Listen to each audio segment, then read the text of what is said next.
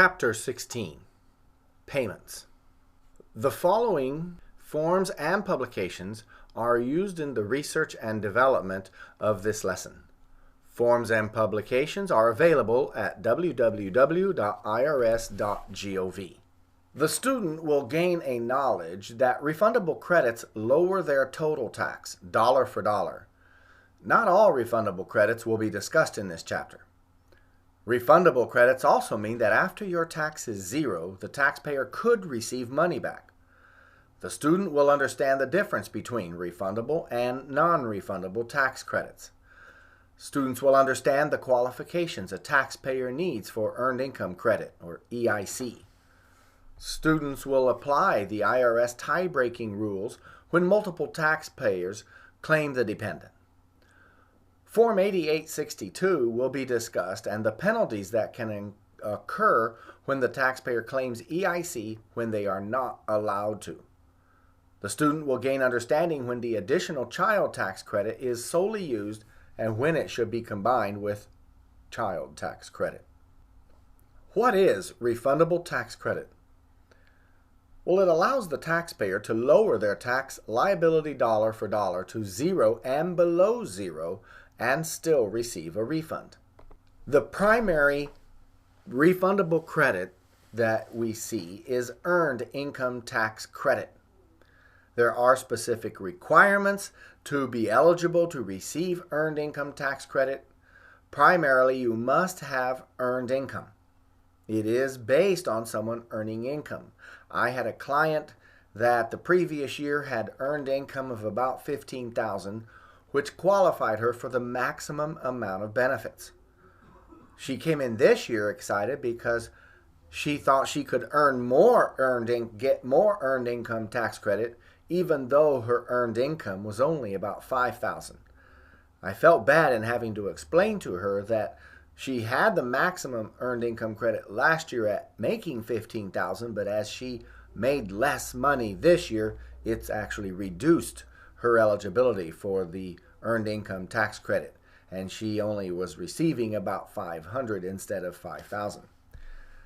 One advantage for those who are in the military is if they are in and earning combat pay in a combat situation, they can elect to use non-taxable combat pay toward qualifying for Earned Income Tax Credit, or elect not to include it, whichever benefits them the most.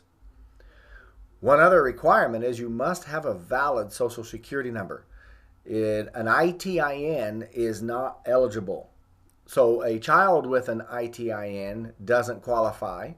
A spouse with an ITIN doesn't qualify and eliminates anybody receiving Earned Income Tax Credit. Also must not file married filing separate. As married filing separate, there is no qualifying. They do not get Earned Income Tax Credit. There are phase-out amounts as well. Now, earned income includes taxpayers. Taxpayers must have earned income to qualify for EIC, as we were mentioning. There is a maximum threshold of earned income to receive the maximum credit, which is also based on the number of qualifying children. Taxpayers must earn more than $13,050 in a year and less than $22,300 to receive the maximum credit if married filing joint. Earning more or less than these amounts reduces the amount of eligible credit. There are also phase-out amounts based on filing status. Earned income includes wages, tips, etc., whether from a W-2 or a 1099 miscellaneous. And it can include Schedule C income as well, although the IRS is certainly more so these days in wanting to verify and the taxpayer to be able to prove the income received. Unearned income includes interest and dividends, pensions and annuities, Social Security and railroad retirement benefits, including disability benefits, alimony and child support, welfare benefits, workers' compensation benefits, unemployment compensation insurance, non-taxable foster care payments, and veterans benefits, including VA rehabilitation payments. Do not include any of these items in your earned income.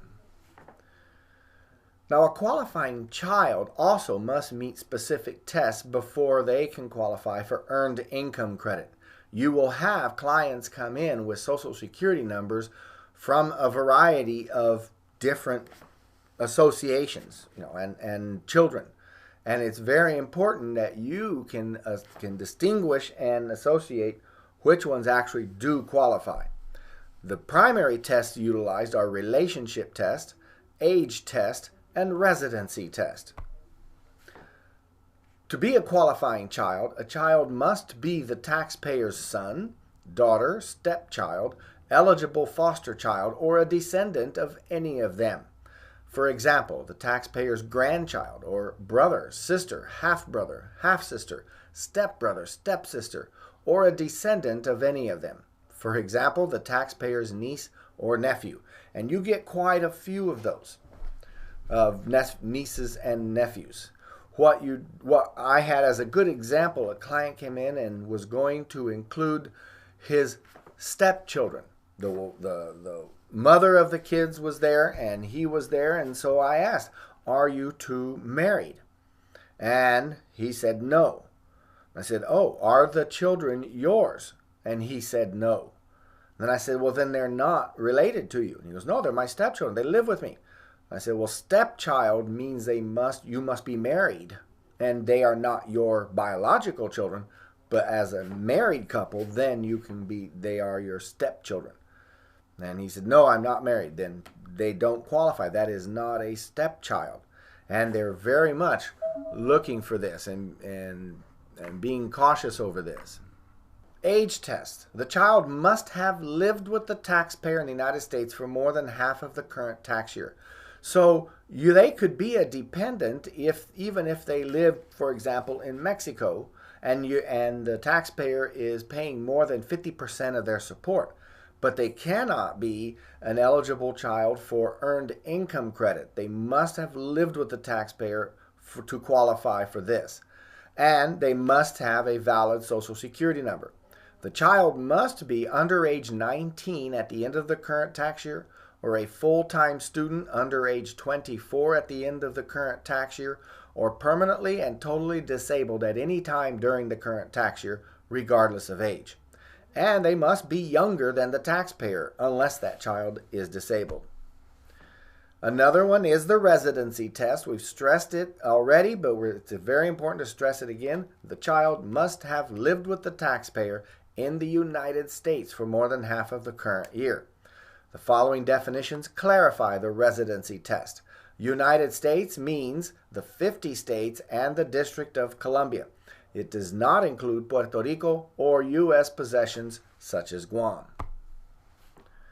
Now, sometimes a child meets the rules to be a qualifying child of more than one person. However, only one person can treat that child as a qualifying child and claim the EIC using that child. So please review the previous chapters on what is a tiebreaker. Now, earned income credit can qualify for taxpayers even without qualifying children. You do not have to have qualifying children to qualify for EIC, but there are some specific requirements. To be eligible for the EIC, the taxpayer must have an adjusted gross income, AGI, of less than $13,980 or $19,190 if married filing joint. And these are figures for 2012 and can change every year. They must be at least age 25, but under age 65 at the end of 2012. And the age requirement applies even if the taxpayer is filing a joint return. However, it is not required that both the taxpayer and the spouse meet the age requirement. They cannot be a dependent of another person. They cannot be the qualifying child of another person. And the taxpayer's home must have been in the United States for more than half of the year. EIC for taxpayers with one qualifying child. To be eligible, the taxpayer must have an AGI of less than $36,920 or $42,130 if married filing joint. The qualifying child must have lived with the taxpayer for more than half the year.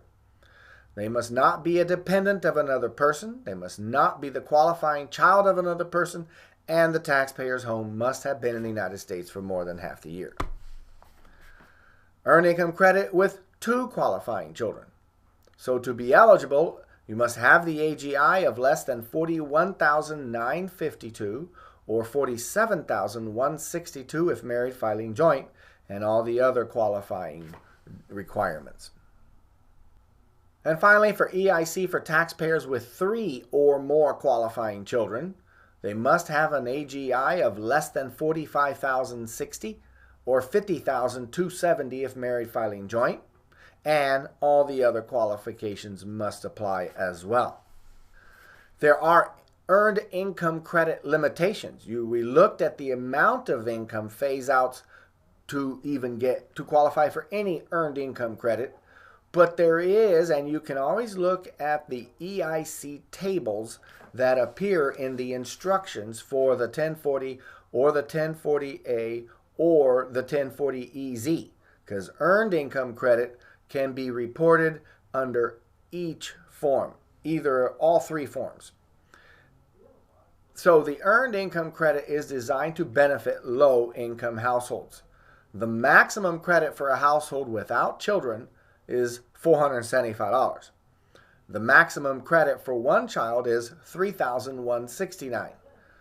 For 2 children, the maximum is $5,236, and for 3 children or more, the maximum is $5,891.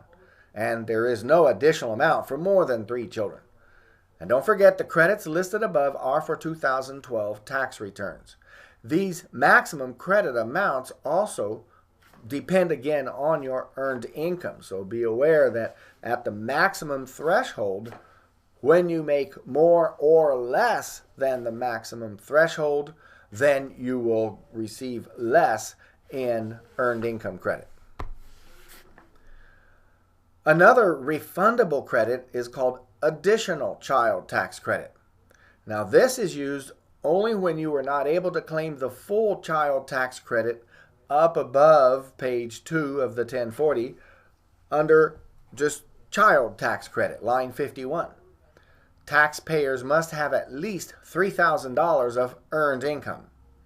It allows the taxpayers to get the balance of the qualifying credit. Qualifying child, again, must have lived with the taxpayer more than half of the year. And they must complete Form 8812. Now, one difference between additional child tax credit and, say, earned income credit is the qualifying child could have an ITIN as long as they live with the taxpayer. Whereas earned income credit, a qualifying child with an ITIN does not qualify for earned income credit, even if they live with them. So again, different requirements for different refundable credits. But Form 8812 is the form must be completed and filled out to show the amount of additional child tax credit that the taxpayer qualifies for. Don't forget, under American Opportunity Credit and Education Credit, that 40% of this credit is refundable, up to a maximum of would be $1,000. The credit has been discussed in the non-refundable chapter. I encourage you to review that for additional information regarding the education credits. Credit for excess Social Security withheld. Social Security has a cap that goes up periodically. For 2012, the maximum income earned is $110,000. Once that threshold is met, there is no more Social Security tax withheld. The problem is, if you have had excess Social Security withheld, how do you get that refunded? Well, if you have one employer, so you received one W-2, it is the responsibility of the employer to correct that math error. You would go take your W-2 back to your employer. He would have to do a correction and submit a corrected W-2 taking out the excess Social Security withheld, reimburse the taxpayer for that excess Social Security withheld, and send on a corrected copy to the IRS as well.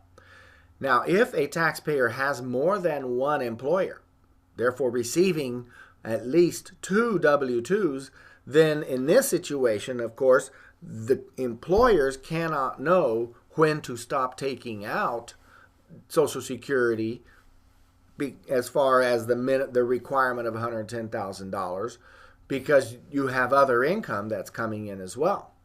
This is then when you would use your Form 1040 to get a credit for that excess Social Security withheld. You would add up the total of income for both W-2s, and of course, being over $110,000, you would calculate the maximum amount of Social Security that should have been withheld and get credit for the difference. So there are certain requirements and, of course, limitations to the excess Social Security. The biggest key is, as a tax preparer, to make sure and understand whether they have just one employer or more than one. There is also an adoption credit. For 2010 and 2011, the credit was refundable. But for 2012, it is now a non-refundable credit. We've chosen to leave this here under refundable credit because people would look for it here anyway. But it's very important to understand, in 2012, it is now a non-refundable credit of up to $12,650 of qualifying expenses for an eligible child. If the taxpayer's modified AGI is more than $189,710 for 2012, their credit will be reduced. If the modified AGI is more than $229,710 for 2012, the taxpayer cannot take the credit, and it cannot go carry forward to the next year. Form 8839, Qualified Adoption Expense, must be completed to claim the adoption credit. That completes Chapter 16. Be sure to do the review questions and the TPAs online. You must pass with the 70% or better, and read Chapter 17. Thank you.